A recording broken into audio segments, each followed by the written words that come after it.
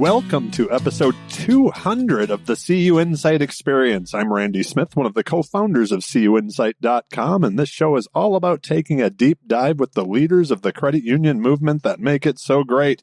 How wild is it that we are having Conversation 200? Amazing. Today, I'm having another conversation with my favorite guest. Of course, she would be the one on episode 200. My favorite human, my partner who I get to do this thing called life with, my love, Jill Nowacki, the president and CEO of Humanidei, and she is still my credit union crush. Welcome back to the show, my love. Thank you.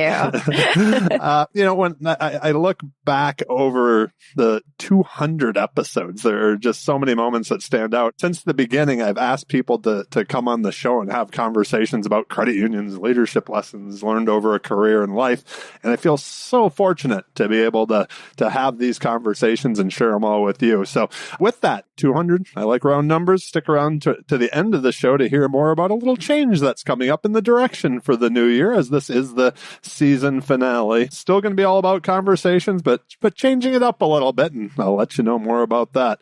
I know I've said it often, but thank you all for letting me have this much fun doing what I do for the past 200 episodes. There is definitely more to come. With that, Jill, where do we begin as we look back on this year that was 2024, and maybe even more importantly, we can get into the discussion of what we're looking forward to, or what we all should be looking forward to for the coming year. So where to start? Where to start, indeed. Well, first of all, congratulations on 200 episodes. That's really exciting. I remember back when you recorded those first few episodes, and it was not real early in our relationship, but early enough that I didn't know the way you could pull on a thread and really dig into something deep or that interested you. And so pretty amazing to see this really come from absolutely nothing to something really incredible, that now we go out to conferences, and when people hear you laugh, they maybe don't even know what your face looks like, but are quick to say they recognize you because of their listenership. So congratulations. That's a big feat. I appreciate that. Yeah, it is funny when people come up and after they hear me laughing in real life and say, I know you from that podcast. So I guess maybe it's nervous laughter. Who knows? But I think I laugh quite a bit. So anyways, enough of that. I appreciate that. I'm excited for this. I'm excited for what's to come. But now to the question. Okay. I was being evasive. Yeah.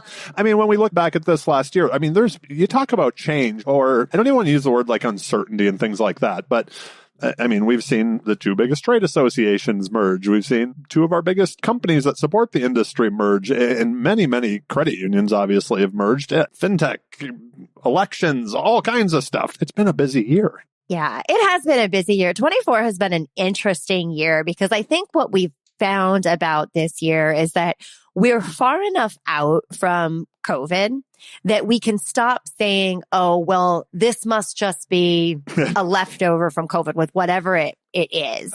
That's become almost a pet peeve of mine at this point. It's like, stop it, folks. We're past that. So, it was an interesting year. You think about this time last year going into it, credit unions were not optimistic about what their outlook would be. And so I think we saw a really slow start in a lot of cases to 24, with people concerned about earnings. I think as the year went on, I had a great opportunity, obviously, to work with George Hoffheimer and Tracy Kenyon to launch a CEO development program. And it gave us this. What's the name of that program? The name of that program is Human Edge. Yeah, get your plug in. Come on. And it gave us this great opportunity to work with a little more than a dozen top-level executives from high-performing credit unions around the country. And at one point during the year, as I started to move into strategic planning season, I was able to kind of extrapolate from those key conversations we were having what the real hot topics for credit unions were. And I think what we saw in 24 was changing human expectations, pace of change, and really transformational change happening. And then balance sheet management for growth to make sure smart growth could happen. And I think some of what we've seen in like those mergers you mentioned were because of that. There's a pace of change we are struggling to keep up with. We need to do more, faster, better, more well scaled, and we need to do it in a way where we can still manage that balance sheet and try to get to growth with that. So whether it was a credit union merger or a system partner merger, I think that's indicative of that. How about on the people side? I think if we don't talk about it from a people standpoint, that's your cup of tea, right? Like it felt like for a while we were seeing a lot of movement, even in the industry. I even know, talking to Robbie, who deals with a lot of our partners a lot, it was like new key contacts all the time, over the past few years. Has that movement started to slow down? Have people kind of settled back to what today is, I guess? They can't see my body language here. No, I don't think people have settled in. I think there's a certain level of dissatisfaction that is sitting with people right now. And I don't think they know exactly where to point to on that. Okay. So as I was moving through this, I mentioned kind of those three things, and human expectations being one of them. Oh, yeah. And human expectations, often we talk about consumer expectations when we talk about issues that credit unions might be facing. And to me, it was really important to put this from the perspective of human expectations, because I think we're seeing employee expectations and consumer expectations both changing a lot, and people feeling like, so I actually laid it out as like my own version of Maslow's hierarchy, where you have to hit certain base level expectations, but people aspire to this like sort of level of self-actualization. That's a relationship with a business where that business actually has their best interest in mind and is making decisions from that mentality. And a lot of businesses don't get to that level of partnership, whether it's with their employee or their consumer. And I think until we can get that level of self-actualization, we have this chance that humans will keep chasing that. And so I think that from an employee expectation standpoint, and what you're talking about with people changing jobs, I think there is an expectation that people have of employers today. And if you're not the employer that's really making that employee feel cared for as a human and like you have their best interests in mind, I think people will go seek other opportunities. So a lot of, obviously, CEOs and executives and credit unions listen to the podcast. If they're listening and they're like, Jill, what does our credit union look like if we're, executing on that? What does, whether it's credit unions or just organizations in general, look like that is self-aware?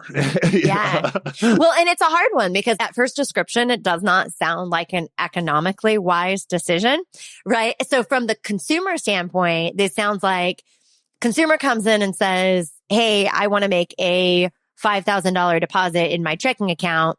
And the person knows that overnight account that they're talking about putting it in doesn't pay anything. And they know they've got, a $5,000 high return savings account that would give that person a better earning, but it doesn't, the person's bringing their money anyway. So does the credit union say, hey, I know your money is sitting in this overnight account, but let's move it to this other account where you're actually going to get a higher yield? Or does the credit union say, yay, saved money, don't have to pay as much on that spread?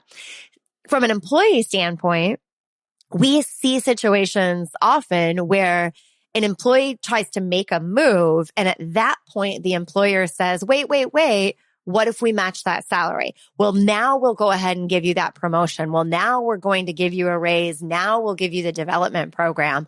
And what would it look like instead if the credit union was being proactive in that, in going to the employee and saying, we see something in you. We want this to feel like a place where you're valued and you know that, and proactively offering the cost of living, the matched raise to get to market compensation without people begging for that, for example. Or leaving to get it, right? Yeah, right. Yeah, that's an interesting one. Something you just said about that, when you're using the example of the savings account compared to the higher yielding one that was offered, in the cheap money, we were both just out at Filene's Big Bright Minds, and I was thinking about Savvy Money, talking about someone else is going to market to them with how great, quite honestly, with technology has made it very easy to do. And not only, is it then losing a member from a business standpoint, and I know you and I've been marketed to outside of our credit unions as well for higher yield savings accounts when we were saving for things. We're like, ooh, that's a nice rate. So that's such an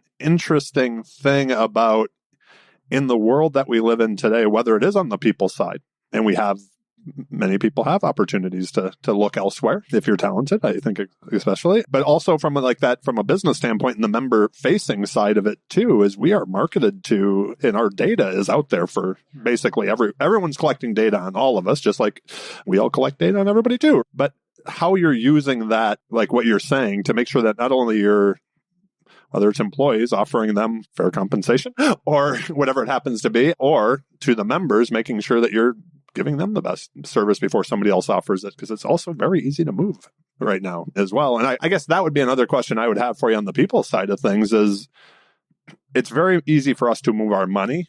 Is it easier today to move careers also, or to move credit unions, or? Relative to what, right? Yeah, right? You don't have to print off your resume and mail it in anymore and wait for a letter that actually comes through snail mail. It's definitely easier to apply for a job. And I think too, there are many credit unions out there that will provide some concessions to not requiring relocation, and so then that makes it easier too, where if you can change jobs without having to change your house, right, then yeah, it's a whole lot easier to make those moves as well. Yeah. just log into it, somebody else's Slacker teams, right? Right, right. Go to your same desk in the same place, but log into a different machine. Yeah. That's about it. Let's look forward a little bit. I always like that. So I like leaving the past in the past. As we look forward, what should we as credit union leaders be thinking about from a leadership standpoint, and I'd say from an organization standpoint? And then also, it's just that great time of year to kind of personally look at things as well. So if you are somebody, I know, you and your team do a lot of coaching. What are you telling your coaching clients right now? Maybe that's an interesting way of putting this, as you're like, okay, go enjoy the holidays. And when we come back in January, I hope you've thought about this. I just made that question up on the fly, if you can't tell. I'm like, oh, this is interesting. I don't give all my clients that much homework. So, and these aren't necessarily time bound to the end of the year or beginning of the year, but I think the questions that are really important to ask when people are in a state of reflection, whether it's short term or long term, are kind of, what is it that if you can look 5 years in the future or 3 years in the future, or when people are really going through the stuff like 90 days in the future, but you get to the other side of this thing, what is it that you want to feel like? So if it's a work challenge that somebody is facing, if it's a personal challenge someone is facing, you get to the other side, and how is that going to feel? And really take the time to step through that vision. So is it that you're getting through a challenging conflict with another human, and the other side of that looks like you can get on the call with that person and don't have your shoulders up on your ears the whole time because you're relaxed and at ease with it. So that's a really important one, is kind of the what is it that you imagine life looking like on the other side of this. And sometimes the other side is just when you turn the page on that calendar, right? So when you move into 2025 or you get to the other side of this, you're working on a budget right now. When you realize the budget, what's that going to feel like? How's that going to look in that future? You look like you maybe have questions or thoughts on that one. So. Oh, no, not yet. Okay. I'll leave it there. They haven't percolated completely yet. So then the question to ask after that is, and what is the obstacle that might stand in the way from you getting there? Great book by Ryan Holiday, The Obstacle in the Way. I did not make it through that one. And then what are the resources you need to make this real? Sometimes we can look at things. So conflict with another person, what's the obstacle that's going to stand in the way? Well, that other person is difficult. Okay, cool. Well, what are the resources you need? And then that can kind of break that down on it too. Yeah, for sure.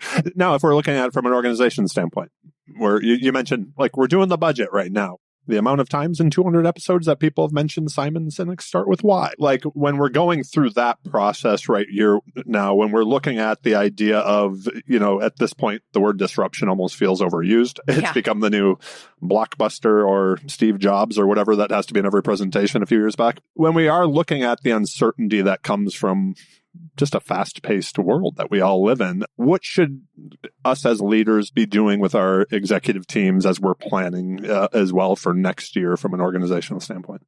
I think that vision still matters for an organization too. So let's say it's not always like this. And I think it's less like this with credit unions this year than it was last year. But let's imagine there's a credit union that is saying, gosh, it's going to be a lean year. There's some choices we have to make when it comes to this budget.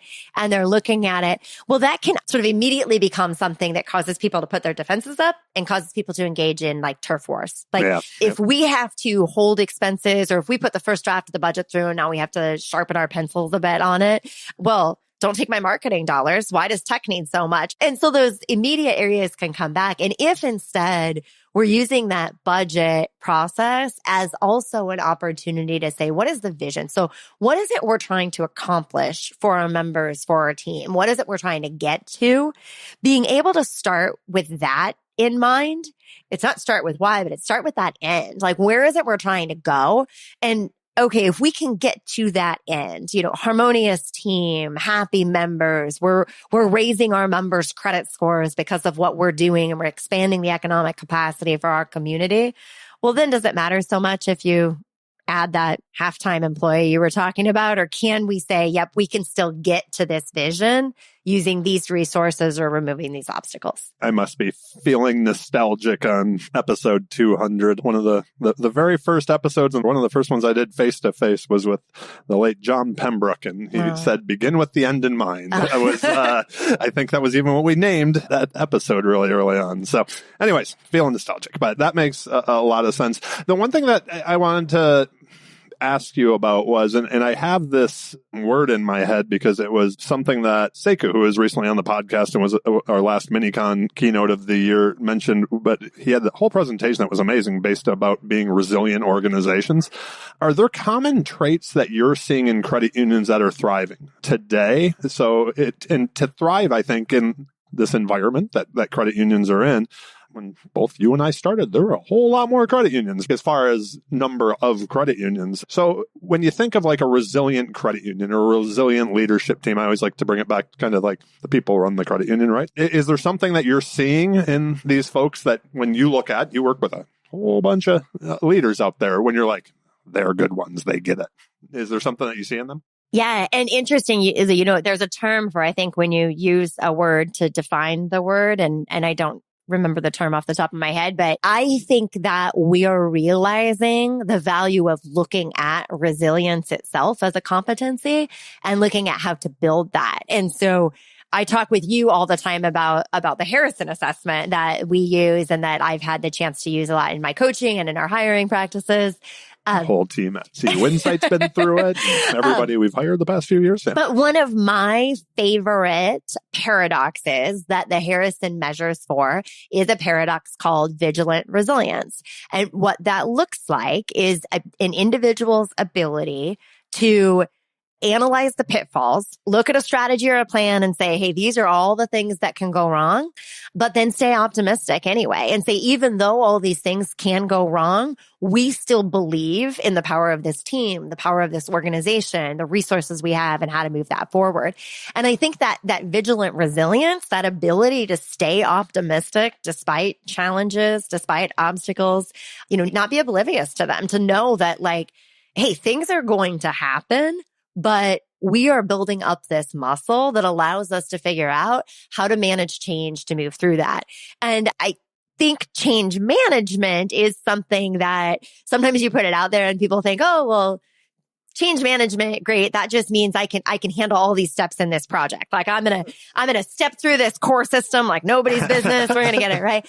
Change management is so much more though. There's an emotional intelligence component that comes with change management where you have to understand when you're taking an organization through change, you're going to have people who are excited about it. You're going to have people who are passively resistant. You'll have people who are actively resistant. You'll have people who are grieving the movement through this change. Yeah. And you as a leader have to have all of those skills and that emotional intelligence to take through it. So change management is about so much more than saying, this is the change we're going to do. These are the steps we're going to take. Here are the accountable people. Now let's go. It's really a lot more than that. And I think when you combine that, I think change management is a critical element of resilience, but I think that trait and competency of resilience itself needs to be built. Absolutely. That analyzing pitfalls, but yet still being able to chart that path forward is, I don't know, that's something to me that's really stuck with me over the years. You need to think about it, but you still got to move forward, right? Speaking of forward, as we look forward, what's to come? I'm not one who believes in New Year's resolutions, but I know sometimes I know you have a word of the year generally. Have you picked one out for 2025? Any resolutions, anything that you think? I'm going to give you the all power. Is there a resolution you think credit unions should make for 2025?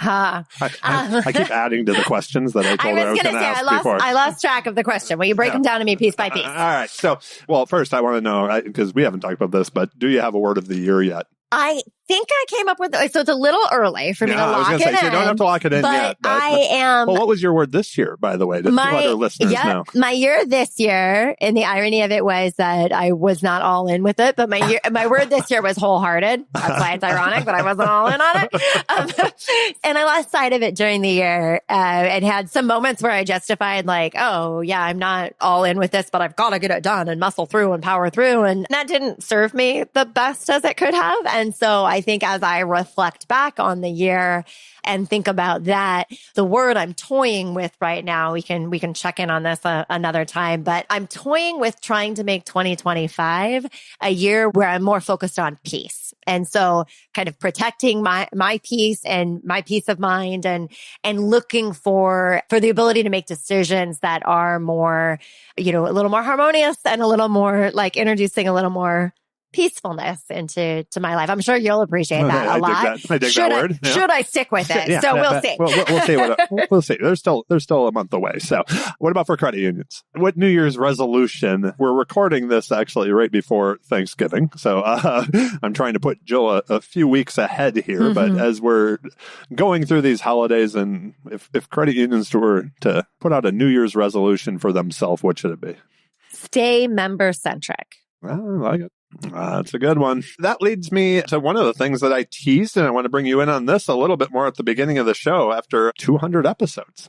Kind of ready to mix it up a bit. Been doing this for a while now, and with that, my big news is that I'm going to bring on a co-host, and that is you, my love. So Jill will be co-hosting the podcast with me next season, but the origins of the podcast are going to stay the same. It really, I love the conversations that I've gotten to have with you on the show. And to tell you the truth, we see all the analytics because we all see data, and those episodes do extremely well. So they're not only fun for me, but it seems like y'all like to listen. So the same origin of the podcast is going to stay the same. People getting together to talk about life and leadership and credit unions, continuing to bring on from time to time some of our favorite guests, or people, I should say, as guests on the show, and have them join in the conversation. So stay tuned for that, when we return after the first of the year.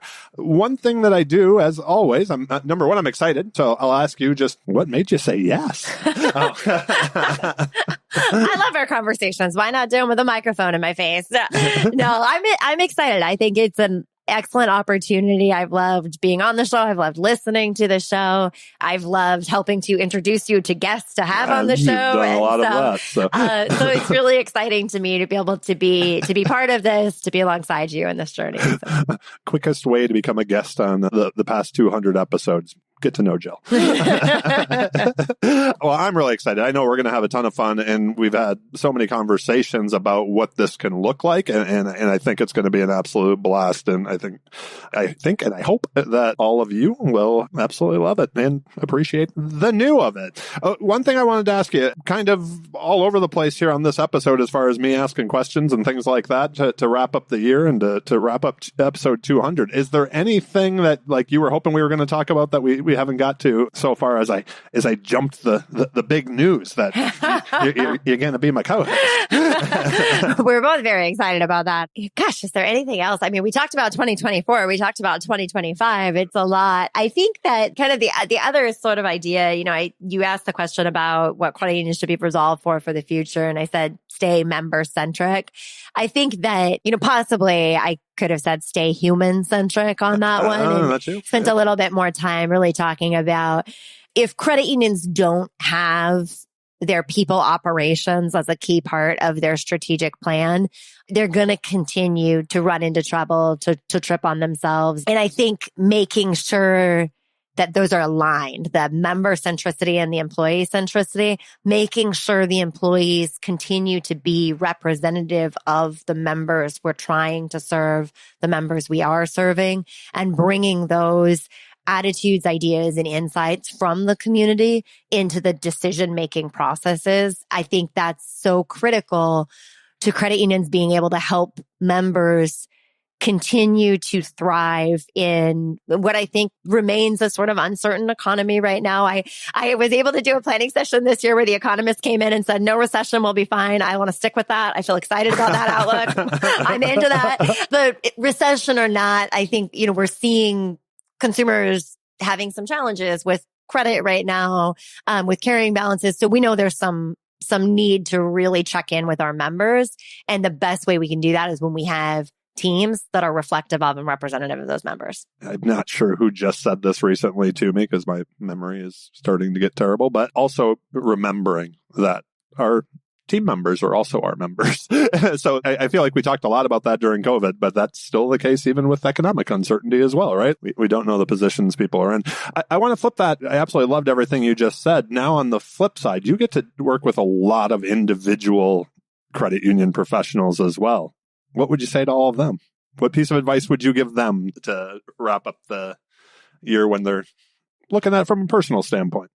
Well, right in this moment, and now any of my coaching clients are going to be like, "That's not what she said to me." But I think if I'm broadly applying it without knowing the specifics of anybody's situation, I think I would tell people to celebrate. Like, it's so easy to look at something and say, if this moment is difficult, to say this year has been difficult, or if this moment we're looking at something and saying I didn't accomplish as much as I wanted to, like, we can then sort of disregard what we did accomplish though. And so that idea of take a moment here at the end of 2024, again, we came into this year as an industry, pretty pessimistic. And a lot of the credit unions I've talked to, a lot of the individual professionals I've talked to accomplished so much more this year than they thought they were going to when they were looking ahead this time last year. So celebrate those victories, celebrate those wins. When they weren't always wins and victories, celebrate the lessons you learned along the way. They're all lessons, right? And take that moment to pause. I'm talking to people right now and they're like, 2024 is over. We're already halfway through 2025. I get that, like future thinking, future planning, but take that moment to pause. And celebrate where this is before you jump all into 2025. You and I are both the journalers, and people that listen to the podcast know that about me. And I think that's one of the beauties of a practice like that is taking that moment for a little bit of gratitude where you can kind of, even if you're feeling stressed, that was pretty amazing that just happened. Or those experiences along the way. Yeah, please. That would be my advice. Take a moment and pause. Take that space. And as Jill said, celebrate. Be grateful for it. We're here. So, all right. Now, before we go, and this may be the last time you get to do this since you're going to be a host and all, but so before we put a bow on episode 200 and this season of the CUInsight Experience, still we're going to have a little bit of fun with the rapid fire questions. Doesn't mean we won't ask them to other people, but not going to ask them to you every time. So it doesn't seem like it'd be the CUInsight Experience without them. What's taking up? I already asked you my first question, which was, what are you excited about hosting the podcast for next season? Let me ask you this, though. I'll expand on that since I already asked you that. I like to expand on things. I like rabbit holes. Is there a conversation that you're looking forward to having? Nope. I threw her for a loop. She's going to have to think about it. Maybe it's not a great question. But there was a different question I was expecting you to ask. Oh, no. I'm still going to ask that later.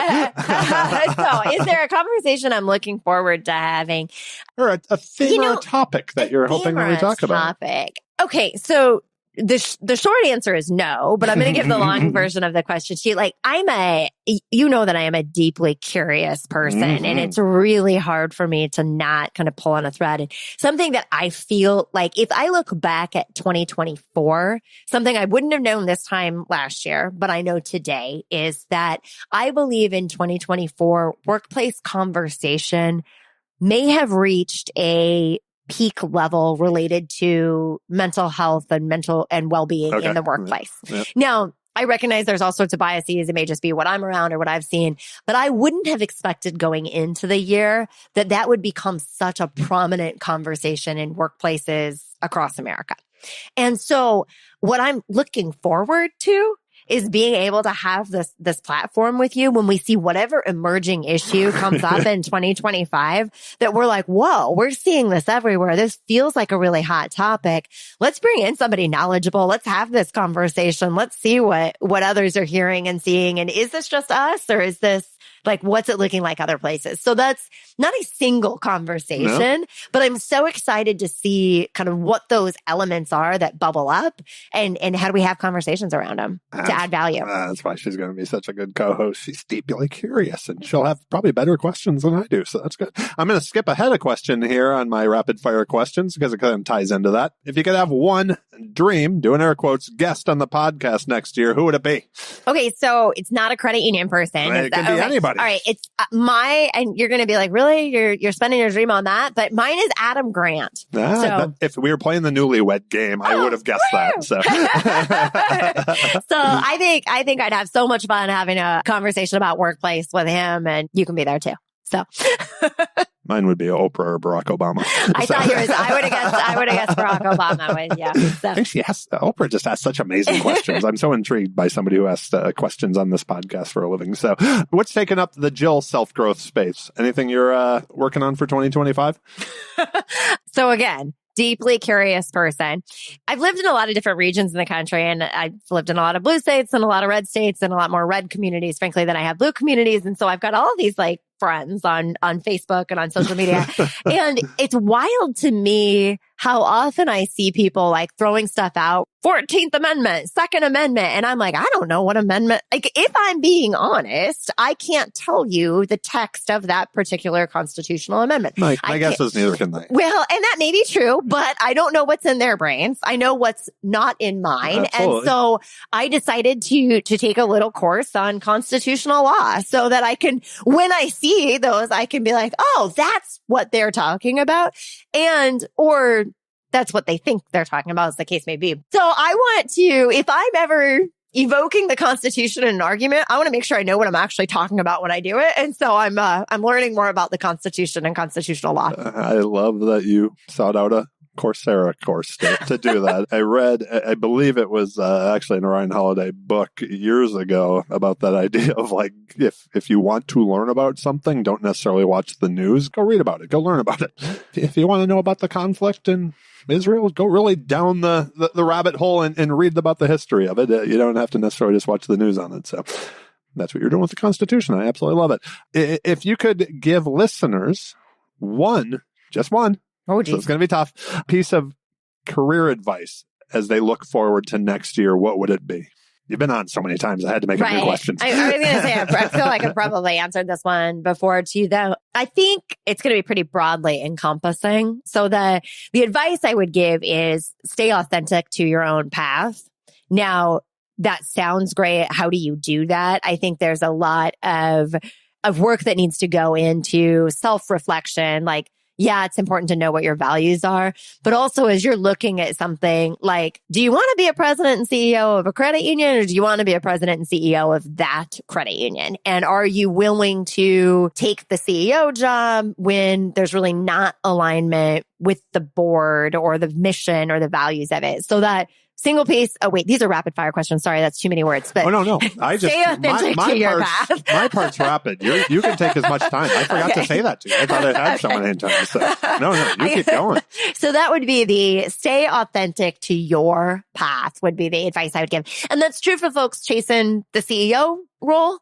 It's probably true for many folks in the CEO role who get there and then say, ooh, this isn't quite where I'm shining my brightest. But it's true for early career professionals as well. Absolutely.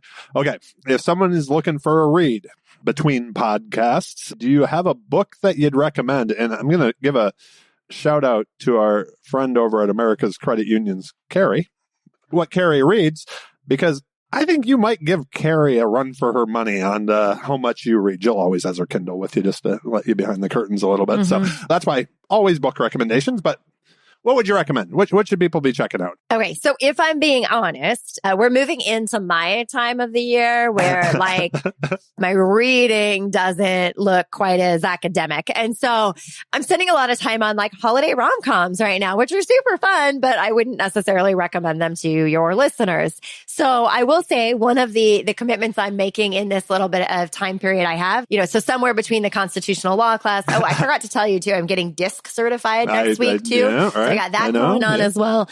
So I'm committed to reading this book. I haven't cracked the spine yet, digitally or physically. But the book is called Radical Respect, and it's by an author, Kim Scott, who wrote the book Radical Candor. And I loved Radical Candor. It's something that I think when we can reach that, it can really help us with emotional intelligence, this ability to sort of be clear and kind in our communication.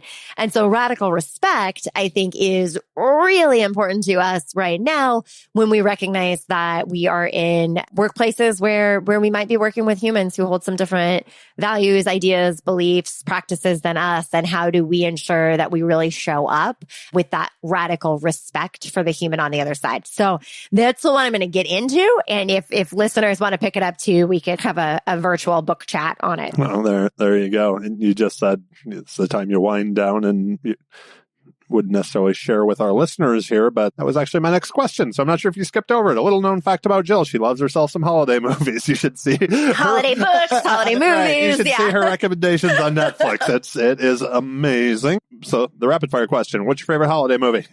Love Actually. That's an easy one. Yeah. We have that in so many formats. And that one I actually feel like is better than most of what's in the Netflix queue right now. So yeah. Doesn't Hot Frosty, not holding a candle to it. I'm just going to say. It doesn't stop you from watching them all. When you hear the word success today, who's the first person that comes to mind and why? Oh, so this probably, I would not surprise you, but maybe you don't expect me to say this one, but Mike Valentine is someone who I've gotten to know a little bit more over the last couple of years than I did the first years in my career. And the first couple of times I met Mike, I was like, oh, he's a really friendly guy. Like he's, really nice, really warm, like picks up your name, uses your name when you talk to you, all of that, like just fun human, definitely a guy you'd want to grab a drink with, have a chit chat with, whatever. And then I've had the chance to get to know him a little deeper professionally through some work, through some projects. And he's still everything he seemed at the surface level as far as like kind, warm, great. I've had the chance to meet his daughter and his wife now through some of this too. And it's like, he's the same with his family as he is on that first impression, as he is with his team at the credit union. And I just think he had his 40th celebration at BCU this year. He's getting the Herb Wagner Award. And I'm just looking at, this is a career well done. Yeah. And yet it feels like every interaction I have with him is still like him showing up with energy, with enthusiasm. And with what I would say is, I guess the reason why I'm looking at where he is right now and thinking, wow, that's successful, is because it feels like he's been authentic. And I'm sure not every step of the way, but like he's continued to stay true to himself. And when you interact with him, you're just, yep, that is him. And there is an authenticity, but there is also just this genuine care for those people that he's with and that he's around. And so huge amount of warmth for him, huge amount of respect for him. But I also think, man, if I could get to the end of my career and have that level of joy about what I'm doing still, like that's success. Absolutely. Shout out to Mike, who was a guest on the show. I've gotten to know him more because of you. And yeah, every conversation does seem authentic. This year conversation with Mike at GAC this past year in 2024 was us staring across the room, and he's a number one on the Clippers, which now I am also, on the shaving the head. So I was like, what do you use? We were looking around. Now that's got to be a 2. I think Brian Scholes was there also. But that was the authentic conversation that was going on. And they all helped me out. And I went another couple notches lower on the Clippers, and it's made my life so much easier. Last question as I ramble on this 200th episode. I keep saying that because I'm just kind of blown away by it. I don't know. You all have probably heard me say this before, but when I started the CUInsight Experience, I committed to 10. episode. So the idea that these years later I've been able to have these conversations and it's now 200 is just, I'm grateful, and it's mind-boggling to me, quite honestly. So, but my last question for Jill, any final thoughts you'd like to share or an ask of our listeners? Oh, well, final thoughts. Thank you, Randy. Thank you for, obviously, as you're human, I'm super proud of you and I love what you're doing. But, as someone who is deeply passionate about this credit union industry, thank you for giving us a place to go and listen to other leaders and to have that community and that network, through this podcast. I know obviously through CUInsight as a whole, that's been a big deal, but this podcast has been something that's really incredible. And I think it's really made a difference to folks in the industry. I get a lot of, not just young professionals, but a lot of young professionals who come up and talk about what they've heard on the show and what they've done with what they've had. And so thank you for creating this platform. And then my ask, I guess, of the listeners is fairly obvious, but don't leave when I become the co-host. Listen next year. So please stay. I mean, you can turn the volume way down, but no, I'm just kidding. So stay with us next year. Give us feedback as we're moving through it. If there's stuff you want to see more of, less of, I'm deeply curious. So I'll want to know what you think and what you want and how we can keep building something of value here. And unlike me, you're very engaged on LinkedIn, so they can find you. So it's I check it every so often. But thank you, Leo Ardeen, for getting me to turn off all my notifications. Another shout out to a previous guest of the 200 episodes. Well, there you go. Thank you so much for being on the show so many times and agreeing to be my co-host starting next year. I greatly appreciate all the time you've been willing to let me record our conversations. And I can't wait for us to do this again after the first of the year. We will link to everything we talked about in the show notes. Thank you again for being here. I cannot wait for the conversations we get to have next year. Thank you. A few things before we go. Please also subscribe to the CUInsight Experience on your favorite podcast player. We are on them all. And if you're looking for a book that was mentioned on the show, Jill mentioned one or two, and I mentioned one, I think, as well. The CUInsight Experience book list. You can just Google that, and your next read is on its way from Amazon, or you can download it on Audible like I do many of them. Last but certainly not least, I want to thank each and every one of you for listening. I am so grateful. I know I mentioned a couple times on this show for y'all allowing me to have this much fun doing what I do for the past 200 episodes. I cannot wait for what we have to come a few weeks from now after the first of the year. Going to be some awesome conversations. Y'all rock. I appreciate each and every one of you. Happy holidays. Be well, my friends. We'll see you next year.